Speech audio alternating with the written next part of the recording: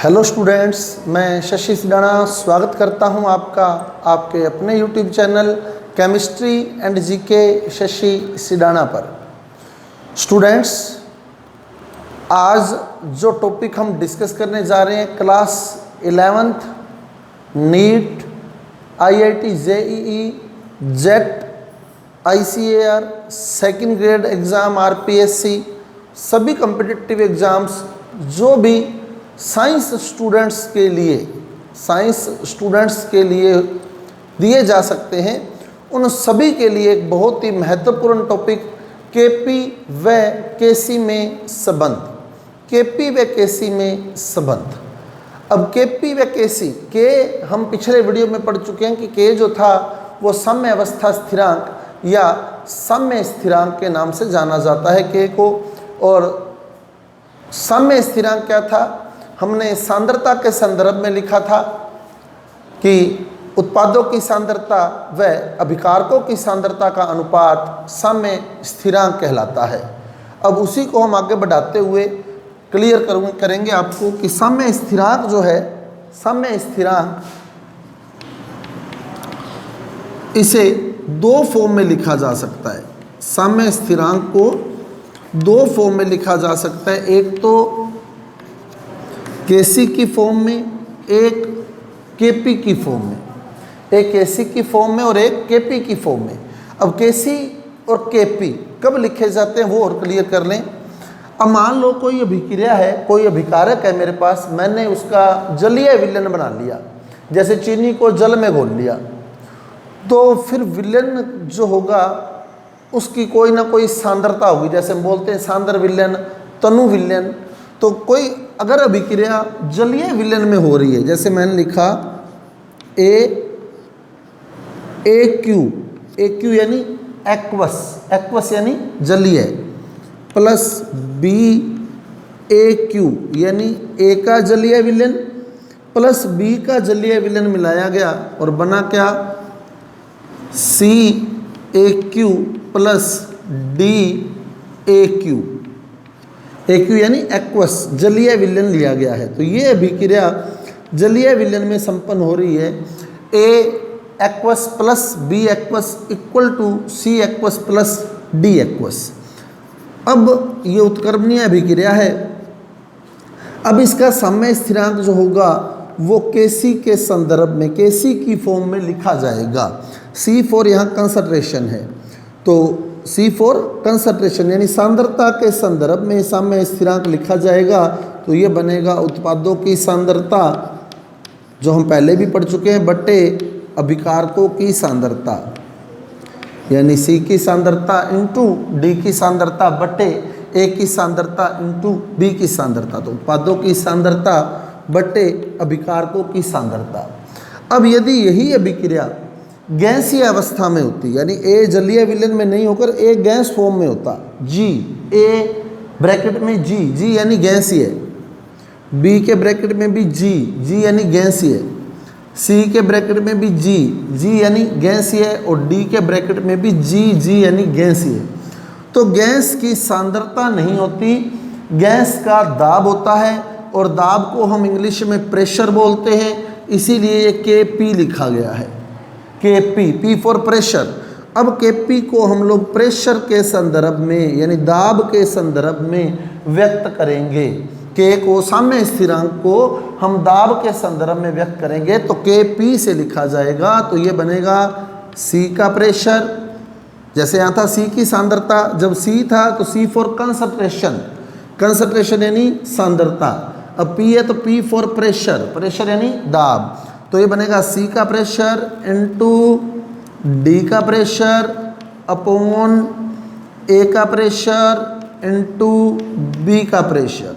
तो जब Kc होगा तो सांद्रता के संदर्भ में, Kp होगा तो प्रेशर के संदर्भ में आएगा, दाब के संदर्भ में आएगा। तो इतना ही फर्क है। साम्य स्थिरांक दो फॉर्म में लिखा जाता है, एक तो सांद्रता की फॉर्म में और एक दाब की फॉर्म में। सांद्रता की फॉर्म में कब लिखना है? जब अभिक्रिया जलीय विलयन में हो रही है।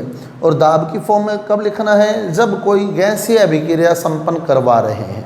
तो ये Kp और Kc लिखने का तरीका है। और वही मान लो इनके N1 मोल होते इसके N2 मोल होते, इसके M1 मोल होते, इसके M2 मोल होते, तो वो पावर बन जाती, जैसे हमने पहले भी डिस्कस किया है, M1 M2 N1 N2, फिर वो पावर में आ जाता। तो जिन्होंने पहले वाला वीडियो नहीं देखा है तो उसका लिंक मैंने डिस्क्रिप्शन बॉक्स में दिया है। तो मैं आपसे रिक्वेस्ट करना चाहूँगा, निवेदन करना चाहूँगा, यदि आपने पिछला वीडियो नहीं देखा है साम्य स्थिरांक वाला, तो पहले वो वीडियो देखें, फिर आपको ये पूरा कॉन्सेप्ट क्लियर हो जाएगा कि क्या टॉपिक जो है हम लोग डिस्कस करने जा रहे हैं। तो पहले पिछला वीडियो देखें, फिर इस पर आएँ, तो उसका लिंक मैंने डिस्क्रिप्शन बॉक्स में दिया है, तो डिस्क्रिप्शन बॉक्स से आप पिछला वीडियो देख सकते हैं और फिर इस टॉपिक पर आप लोग आएँ तो आपको बहुत अच्छे से क्लियर होगा। तो ये केपी और केसी, केपी प्रेशर के रिलेशन में और केसी कंसंट्रेशन यानी सांद्रता के रिलेशन में लिखा जाएगा। अब हमारा टॉपिक है केपी व केसी में संबंध, केपी व केसी में संबंध। अब संबंध कैसे ज्ञात करते हैं देखिए हम लोग। तो मैंने एक सामान्य अभिक्रिया मानी N1A plus N2B उत्क्रमणीय M1C plus M2D, ये एक सामान्य अभिक्रिया लिखी। अब पहली स्थिति ये है कि ये अभिक्रिया जलीय विलयन में हो रही है, यानी यहाँ AQ लिखा हो, AQ,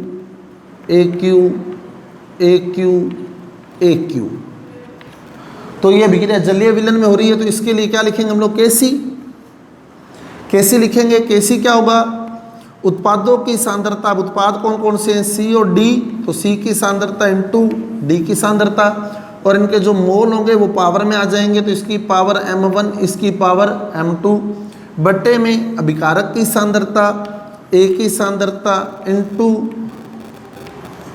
B की सांद्रता, तो इसकी पावर N1, इसकी पावर N2। क्लियर, ये केसी बन गया। समीकरण नंबर 1 दे दिया इसको। अब यहाँ मान लो गैसीय अभिक्रिया होती G, तो फिर केपी के संदर्भ में लिखते, केपी क्या होता, pressure of C power M1 into pressure of D power M2 upon pressure of A power N1 into pressure of B power N2। जहाँ कंसंट्रेशन थी वहाँ प्रेशर आ जाएगा। तो ये केपी के संदर्भ में बन गया समीकरण नंबर 2। अब हमें दाब और सांद्रता में संबंध निकालना है। यहाँ तो हम सांद्रता लिख रहे हैं, C की सांद्रता, यहाँ हम लिख रहे हैं C का दाब। अब हमें दाब और सांद्रता में संबंध निकालना है। तो दाब व सांद्रता में संबंध, अब क्या संबंध होता है देखिए दाब और सांद्रता में, वो हम निकालेंगे आदर्श गैस समीकरण से। आदर्श गैस समीकरण से क्या है आदर्श गैस समीकरण, PV बराबर nRT, PV बराबर nRT, जहाँ P बता दूं मैं आपको, P प्रेशर है, V वॉल्यूम यानी आयतन है, N गैस के मोलों की संख्या है, N मोल है, R गैस नियतांक के नाम से जाना जाता है R को, और T परम ताप एब्सोल्यूट टेम्परेचर, परम ताप यानी ताप केल्विन में, T जो है वो ताप है केल्विन में, P प्रेशर है, V वॉल्यूम है, N मोल है, R गैस नियतांक है और T परम ताप है। अब P बराबर क्या बनेगा देखें, P बराबर अगर मैं लिखूं तो P बराबर ये V इधर अपोन में आ जाएगा, N upon V RT, N क्या है, N मोल, और V क्या है वॉल्यूम यानी आयतन, मोल प्रति लीटर, और मोल प्रति लीटर को ही हम लोग सांद्रता कहते हैं। मोल प्रति लीटर मोलरता सांद्रता को व्यक्त करने का एक मेथड है। N अपॉन V, N मोल है, V आयतन है लीटर में, और मोल प्रति लीटर सांद्रता कहलाता है।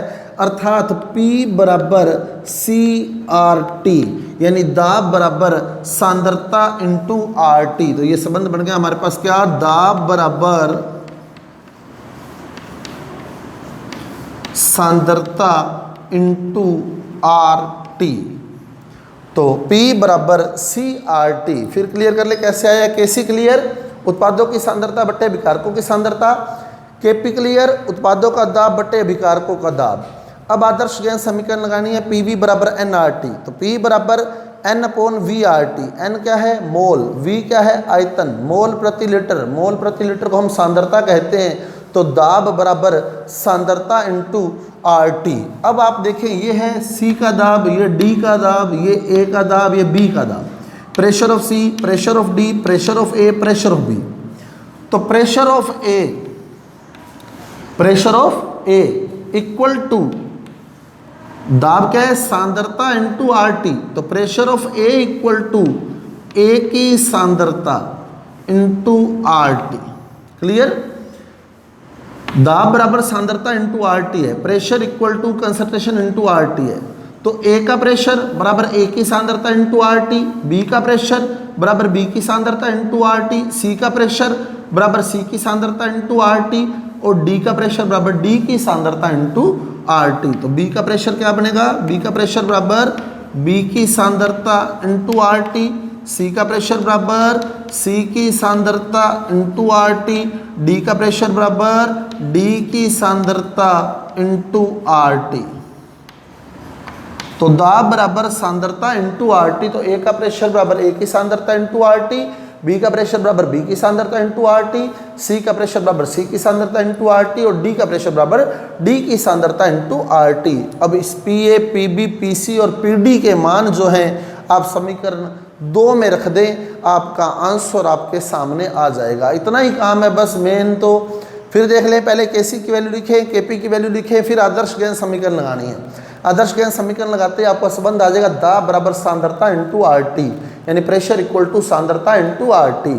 तो A का प्रेशर बराबर A की सांद्रता इंटू RT, B का प्रेशर बराबर B की सांद्रता इंटू RT, C का प्रेशर बराबर C की सांद्रता इंटू RT, और D का प्रेशर बराबर D की सांद्रता इंटू RT। तो pressure of A equal to concentration of A into RT, pressure of B equal to concentration of B into RT, pressure of C equal to concentration of C into RT, और pressure of D equal to concentration of D, यानी D की सांद्रता into RT। इन सभी के मान समीकरण 2 में रखने पर, क्योंकि समीकरण 2 में आपको PA भी है, PB भी है, PC भी है और PD भी है, तो इन सभी के मान समीकरण 2 में रखने पर, तो समीकरण 2 में इनके हम मान रख देंगे तो हमारा आंसर हमारे सामने आ जाएगा। अब कैसे रखें वो देखते हैं हम लोग। तो चलते हैं आगे इनकी वैल्यू पुट करने के लिए। तो अब इनकी वैल्यू पुट करते हैं हम KP वाली समीकरण में। तो KP बराबर क्या था, देखो KP बराबर pressure of C, pressure of C की वैल्यू पुट कर दें, C की सांद्रता into RT, pressure of C की वैल्यू पुट कर दी मैंने, C की सांद्रता इंटू RT। अब पावर कितनी है, M1, तो C की सांद्रता इंटू RT, पावर कितनी है, M1 है, तो इनकी पावर भी M1 लगा दें, M1 क्लियर। अब प्रेशर ऑफ D की वैल्यू पुट करें, तो प्रेशर ऑफ D की वैल्यू क्या है, D की सांद्रता इंटू RT, पावर कितनी है M2, तो इनकी पावर भी आप M2 लगा दें, क्लियर। अब प्रेशर ऑफ A की वैल्यू पुट करें, प्रेशर ऑफ A की वैल्यू पुट करें, क्या है प्रेशर ऑफ A की सांद्रता इंटू RT, पावर कितनी है N1, तो इनकी पावर भी आप N1 लगा दें। अब प्रेशर B की वैल्यू पुट करें, B की सांद्रता इंटू RT, पावर कितनी है N2, तो इनकी पावर आप N2 लगा दें, क्लियर। तो PA, PB, PC और PD के मान मैंने KP वाली समीकरण में पुट कर दिए, PC का मान पुट कर दिया, PD का मान, PA का मान, PB का मान।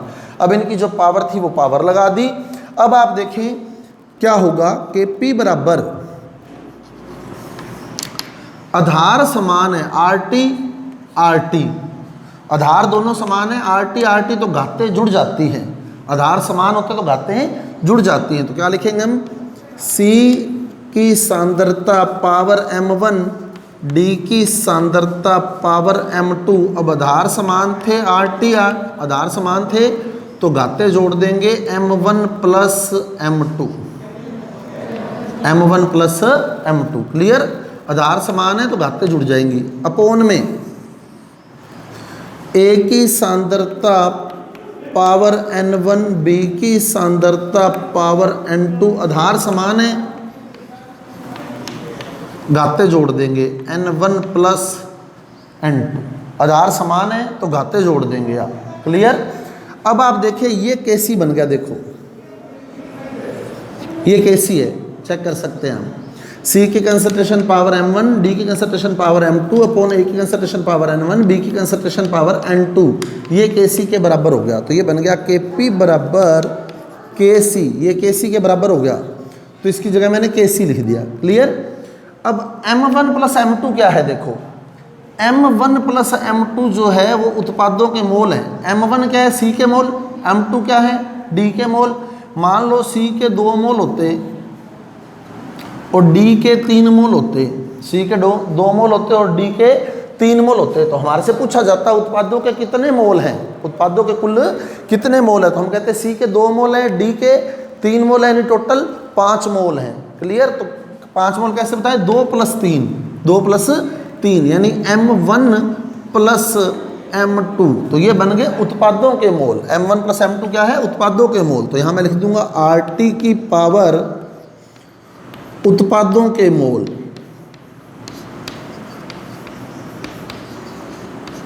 बटे RT की पावर n1 प्लस n2 क्या है, अब आप समीकरण में देख सकते हैं n1 प्लस n2 क्या है, अभिकारकों के मोल। तो ये बन गया RT की पावर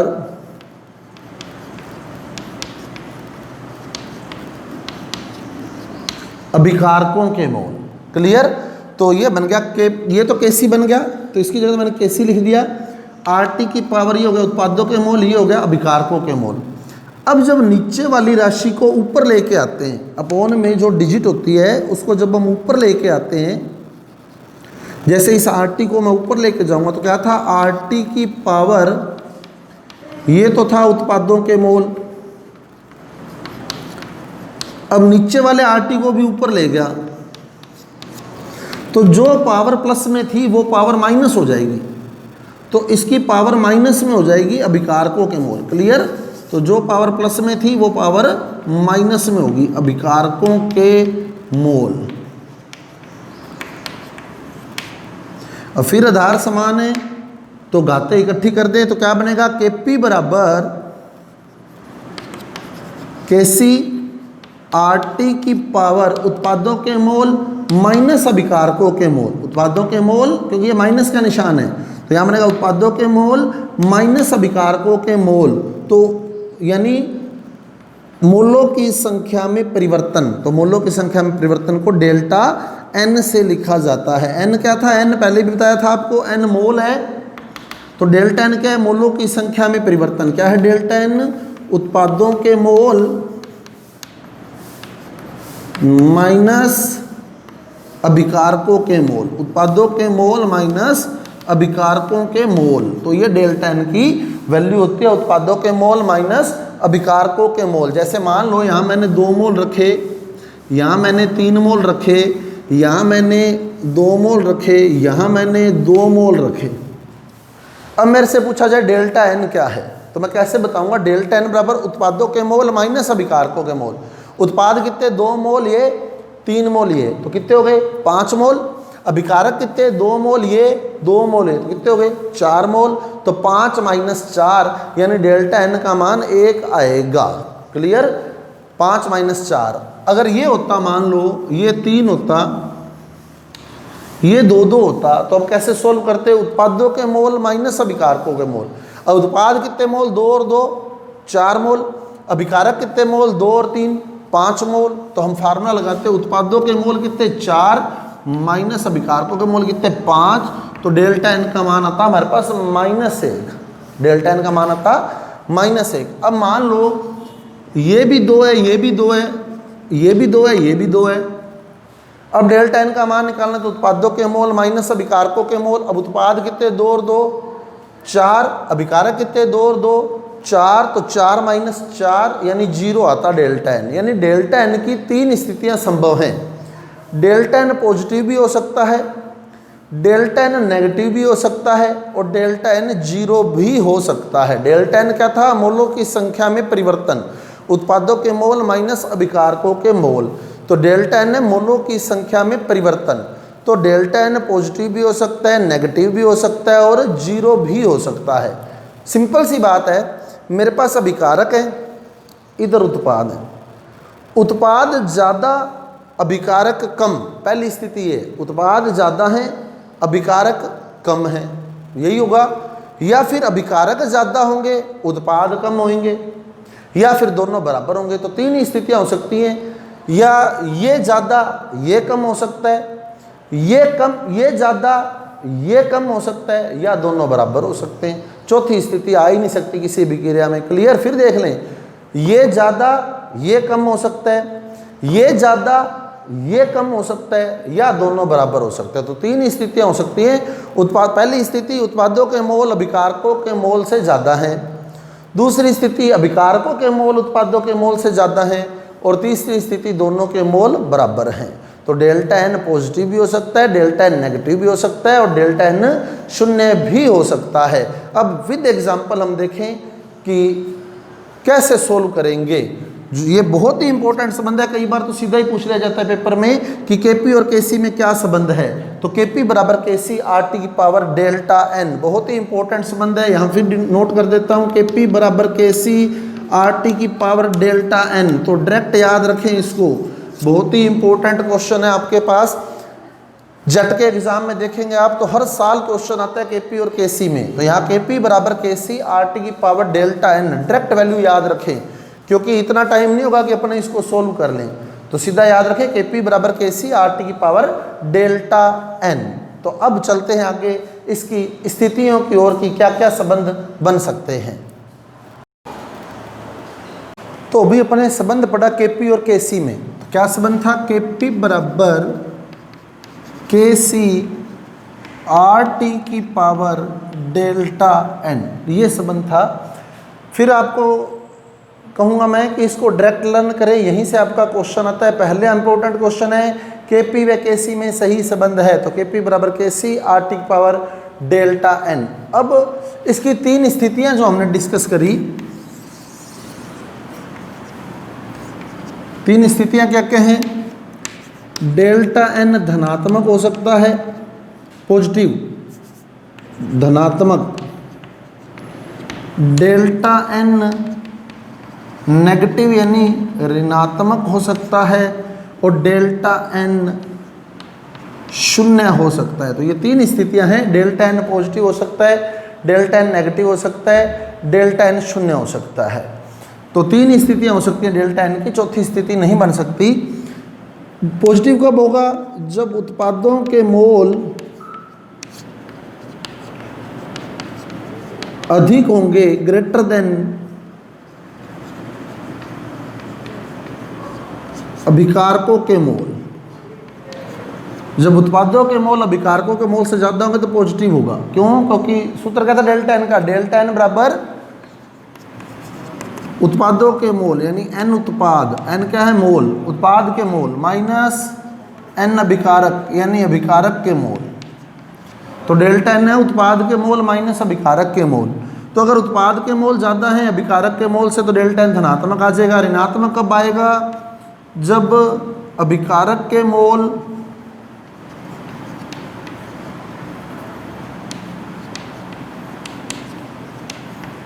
ज़्यादा होंगे उत्पाद के मोल से। और 0 कब आएगा? जब दोनों के मोल बराबर होंगे, अभिकारक के मोल बराबर होंगे उत्पाद के मोल के। अब इनके एग्जाम्पल भी देख ले, कई बार एग्जाम्पल से भी उठा लेता है कि कोई विक्रिया दे देता है अपने को और उसके लिए पूछ लेता है केपी और केसी में सही संबंध क्या है। अब उदाहरण से देखें तो PCl5 टूटा है PCl3 प्लस Cl2 में, N2 प्लस 3H2 क्रिया करके बदले हैं 2NH3 में H2 प्लस I2 बदले हैं HI में, 2HI में। H2 प्लस I2 बदले हैं 2HI में। अब तीनों एग्जाम्पल देखें। आपने क्या करना है, उत्पाद के मोल माइनस अभिकारक के मोल। अब आप देखें PCl3 कितने मोल है, 1, Cl2 कितने मोल है, 1, यानी उत्पाद के मोल कितने हो गए, 2। अभिकारक PCl5 है, कितने मोल है, 1, अभिकारक के मोल कितने हुए, 1, तो 2 माइनस 1 यानी 1, डेल्टा N 1 आया, प्लस का 1, 2 माइनस 1। अब देखें उत्पाद कितने हैं, 2 NH3 हैं, मोल 2 हैं उत्पाद के। हाइड्रोजन के मोल कितने हैं, 3, नाइट्रोजन के मोल कितने हैं, 1, तो 3 और 1 कितने मोल हो गए, 4, तो डेल्टा N का मान 2 माइनस 4 माइनस 2, डेल्टा N का मान -2। उत्पाद के मोल माइनस अभिकारक के मोल, तो उत्पाद फिर देख लें, 2 NH3 हैं, 3 H2 हैं, 1 N2 है, तो 2 मोल उत्पाद है, 4 मोल अभिकारक हो गया, 2 माइनस 4 माइनस 2। अब यहाँ देखें उत्पाद HI है, कितने मोल हैं, 2, अभिकारक H2 कितने मोल, 1, I2 कितने मोल, 1, तो अभिकारक के मोल 2, 2 माइनस 2 0, डेल्टा N 0 है। तो इस तरह अभिक्रिया दे के भी अपने को पूछ सकता है Kp और Kc में संबंध। अब इसके लिए Kp और Kc में क्या संबंध बनेगा, तो उत्पाद के मोल को ध्यान रखें, पहले कितने थे, 1, अब कितने हो गए, 2, तो 1 से 2 हो गए, अभिकारक कम थे, उत्पाद ज़्यादा हैं। अगर उत्पाद ज़्यादा हैं तो Kp भी ज़्यादा होगा Kc से। अगर उत्पाद ज़्यादा हैं तो जब हम डेल्टा N का मान 1 रखेंगे तो Kp की वैल्यू ज़्यादा आएगी Kc से। अगर उत्पाद ज़्यादा हैं तो Kp भी ज़्यादा होगा Kc से। अगर उत्पाद कम हैं, उत्पाद कम हो गए, अभिकारक कितने थे, 4, उत्पाद कितने, 2, उत्पाद कम हो गए तो Kp भी कम हो जाएगा Kc से। उत्पाद कम हो गए तो Kp भी कम हो जाएगा Kc से। बहुत ही इंपॉर्टेंट क्वेश्चन है, आपको समीकरण दे के पूछ लेते हैं Kp और Kc में सही संबंध है, तो फिर सही संबंध ये। अगर अभिक्रिया दे के पूछा गया है, डेल्टा N बता के पूछा गया है, तो ये क्लियर, सीधा पूछा गया तो वो, अगर सीधा पूछ ले Kp और Kc में सही संबंध है तो Kp बराबर Kc RT की पावर डेल्टा N। फिर ये दे देता है PCl5 बदला है PCl3 प्लस Cl2 में Kp और Kc में सही संबंध है तो Kp greater than Kc। Clear, आप डेल्टा N का मान रख सकते हैं यहाँ 1, यूँ भी ऑप्शन हो सकता है डेल्टा N का मान 1 रखा हो, तो आप डेल्टा N का मान 1 रख दो, Kp बराबर Kc इंटू RT, ये सही संबंध है इसके लिए।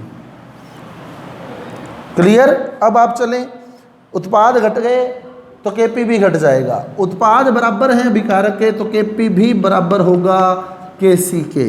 तो ये 3 स्थितियां जो बहुत ही इंपॉर्टेंट है एग्ज़ाम के पॉइंट ऑफ व्यू से, तीनों स्थितियां आपको क्लियर होनी चाहिए। यहाँ आप डेल्टा N का मान रखेंगे, -2 आया है, डेल्टा N का मान -2 रख दें तो सही संबंध ये है Kp बराबर Kc RT की पावर -2, सही संबंध ये है। क्लियर। यूँ भी हो सकता है -2 को बट्टे में ले जाए वो, तो जो पावर ऊपर माइनस में है वो नीचे आके प्लस में हो जाएगी। अभी बताया था आपको, जो पावर नीचे प्लस में होती है ऊपर जाके माइनस हो जाती है, या ऊपर माइनस में तो नीचे लें प्लस में आ जाएगी। आगे बात समझ, तो Kp बराबर Kc अपॉन RT स्क्वायर, ये भी सही है। नहीं तो डेल्टा N का मान -2 रखें, ये दिया हो सकता है, इस -2 को बट्टे में ला के वो +2 कर सकता है, RT की स्क्वायर भी कर सकता है। और यहाँ डेल्टा N का मान 0 रखेंगे तो Kp बराबर Kc आएगा। पहली बात तो ये क्वेश्चन आते हैं Kp greater than Kc, Kp less than Kc, Kp बराबर Kc है। फिर देख लें, उत्पाद के मोल बढ़ेंगे, उत्पाद के मोल ज़्यादा हैं तो Kp भी ज़्यादा होगा, किससे, Kc से। उत्पाद के मोल कम हैं तो Kp भी कम होगा Kc से। उत्पाद के मोल बराबर हैं तो Kp भी बराबर होगा Kc के। तो उत्पाद के मोल के संदर्भ में आप लोग आराम से क्लियर कर सकते हैं। Thank you. तो इस तरह हम Kp और Kc में संबंध आराम से ज्ञात कर सकते हैं। तो नेक्स्ट वीडियो में हम बात करेंगे Kc की वैल्यू कैसे ज्ञात करते हैं। बहुत ही इंपॉर्टेंट टॉपिक है। जट के एग्जाम में आप प्रीवियस ईयर्स के पेपर देखें, पुराने सालों के पेपर देखें तो आपको 100% क्वेश्चन मिलेगा। इसमें से कोई भी साल ऐसा नहीं है जिसमें इससे क्वेश्चन ना आया हो। इसलिए आपके लिए बहुत ही इंपॉर्टेंट टॉपिक है, जो स्टूडेंट स्पेशली जट की तैयारी कर रहे हैं उनके लिए। तो अगर आपको मेरा वीडियो अच्छा लगा है, समझ आया है, तो कृपया मेरे वीडियो को लाइक कीजिए, शेयर कीजिए और मेरे चैनल को सब्सक्राइब कीजिए। कल मिलते हैं नए वीडियो के साथ, जिसमें हम बात करेंगे केसी की वैल्यू कैसे ज्ञात करें, केसी का मान कैसे ज्ञात करें। Thank you.